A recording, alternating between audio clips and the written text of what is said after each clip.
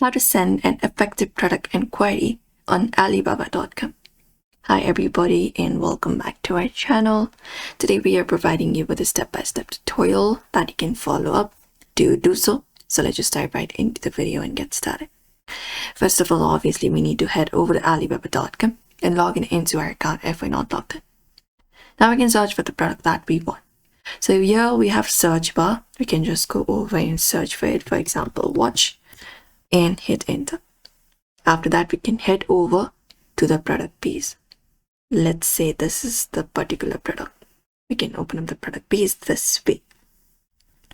Now on the product piece here, we should be finding different options, and apart from that, we can look out for a section for supplier info page. So I can scroll down and we have supplier option. Otherwise, on our right hand side also, under shipping, we should be finding an option called chat now.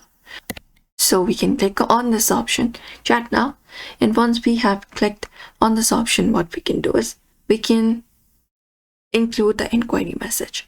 So in this message inbox, we can give us our introduction, like where you are from and what you're interested in, and your product details and the quantity and requirements, and then the delivery and the payment.